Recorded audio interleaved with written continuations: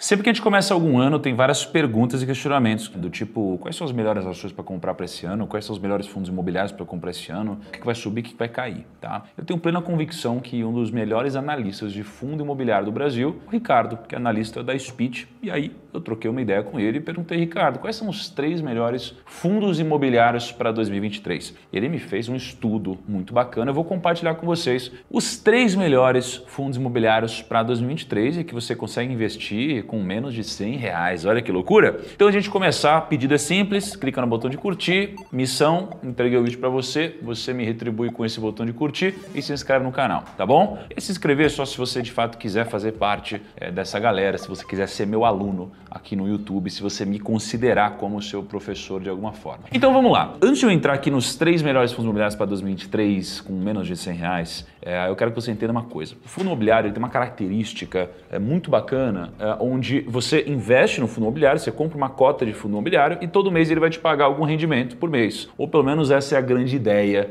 Esse é o grande objetivo.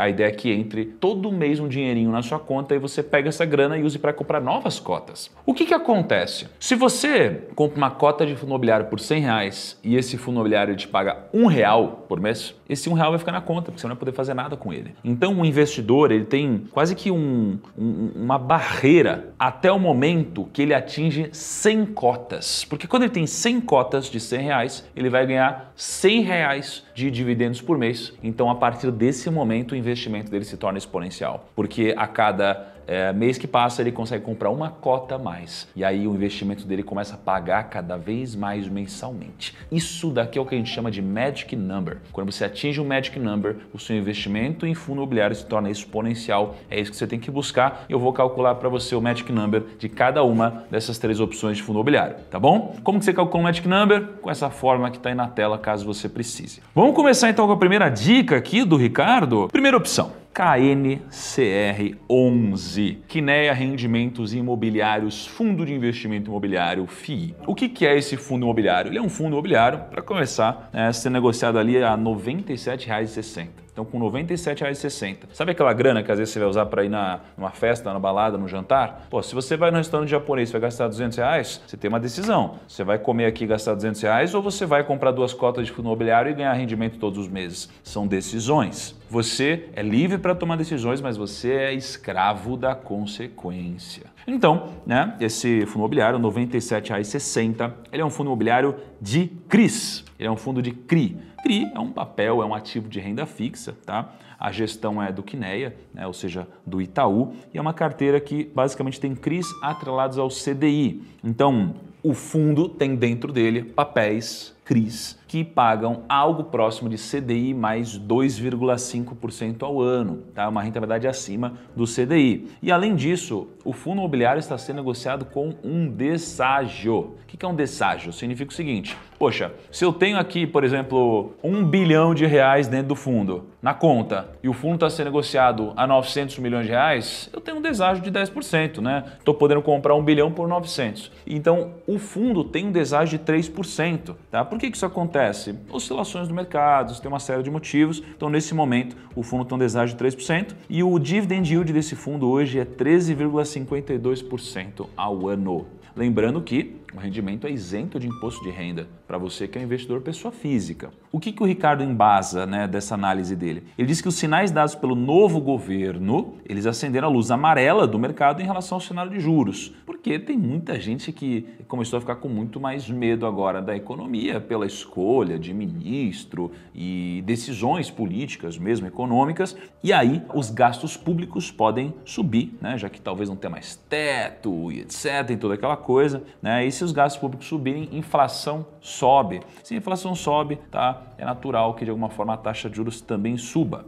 Por mais que o cenário seja improvável, é possível que o Banco Central suba o juro com o aumento de preços. E se a Selic ficar elevada em 2023, o KNCR11 pode ter um dividend yield estimado entre 13,5% e 14,2% ao ano, tá? E ó, descendo aqui, ó, só para vocês terem uma noção, o KNCR pagou em dezembro 1,20 na cota, o mês anterior 1,10, depois 1,10, 1,20, 1,20, 1,30, 1,15, 1,5, 1,8, 0,97. Então assim, se eu fosse pegar o último mês, né, se eu fosse pegar aqui 1,20, então o Magic Number seria 81,3. Então se você tiver 82 cotas, você atingiu o marco da exponencialidade nos fundos imobiliários em KNCR, tá? Perguntar um negócio, eu tô pensando aqui, será que faz sentido a gente fazer um vídeo também com os top 3 ações para 2023? Se você quiser que eu faça isso, deixa nos comentários. Se tiver bastante gente falando isso, a gente pode cogitar fazer a mesma coisa, tá? Mas só se vocês quiserem, porque, enfim, né, eu já invisto meu dinheiro, vocês sabem como, mas se vocês acharem que é pertinente, deixa nos comentários. Vamos então para a segunda opção aqui do Ricardo. A segunda opção seria CPTS11.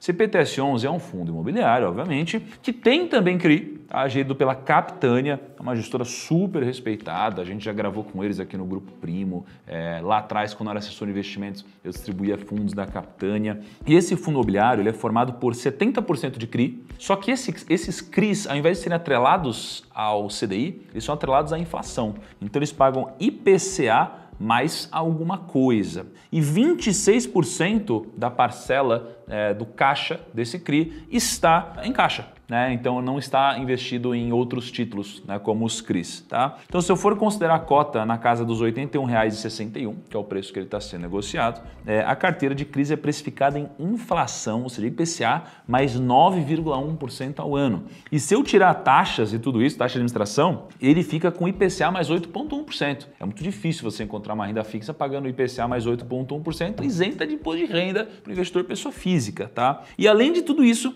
o fundo imobiliário ainda negocia com deságio de 7,7%, né? O P sobre VP dele está em 0,92. Então, além de pagar depois da taxa de administração 8,1% acima da inflação, ainda tem um deságio de 7,7%, ou seja, um desconto de 7,7%. O dividend yield hoje do fundo é de 14,79%.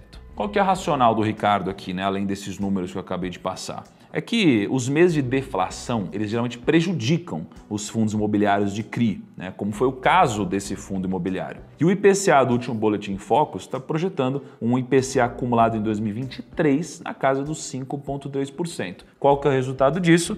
Renda de dividendos mais ganho de capital por conta do deságio do fundo. Ele está com deságio alto. Inclusive, essa é a segunda vez, tá, que o CPTS tem um deságio desse tamanho. A última vez foi em abril de 2020. Tá? Então não é sempre que isso acontece. E a terceira opção aqui, a cereja do bolo, né, que o Ricardo coloca pra gente, é o PVBI 11. O que é o PVBI 11? Ele é um pouquinho diferente, não é um fundo imobiliário de papéis, como os que eu citei antes. Ele é um fundo imobiliário de escritório. Tá, então imagina que ele é dono de vários escritórios por várias regiões nobres muito interessantes. A gestão é do VBI. Eles têm um portfólio AAA. O que é um portfólio AAA? É um portfólio, né, de empreendimentos de alto padrão. Então sabe quando você vai num imóvel da Faria Lima, por exemplo, bonitão, novo, moderno, com vários selos, etc. Isso aqui é um imóvel alto padrão. Sabe quando você vai às vezes em um imóvel na Paulista, pô, muito icônico, mas já meio envelhecido e tal? Muitas vezes ele já não é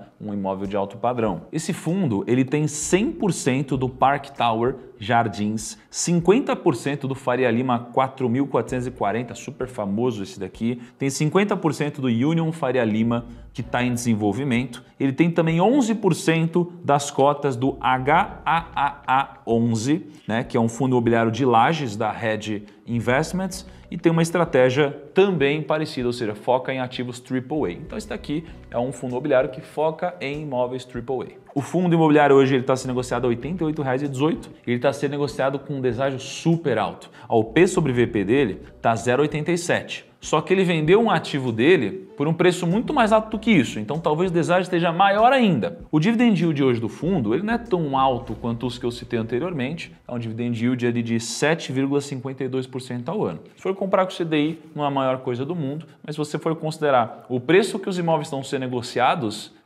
aí talvez daqui possa ser uma boa opção, segundo o Ricardo. Recentemente, esse fundo imobiliário, ele negociou a venda da participação dele na torre BJK a um valor equivalente a 38.700 o metro quadrado, ou seja, 24% acima do valor patrimonial do imóvel. Esse lucro vai ajudar bastante o imóvel, obviamente, a se desalavancar, fazer uma série de operações e vai ser muito bom para o cotista. E hoje, olha só, o portfólio do fundo está precificado abaixo dos 22 mil o metro. E ele acabou de vender, né, a participação dele sendo precificada a 38.700 o metro. Então, será que não tem uma oportunidade aqui? Segundo o Ricardo, tem, né?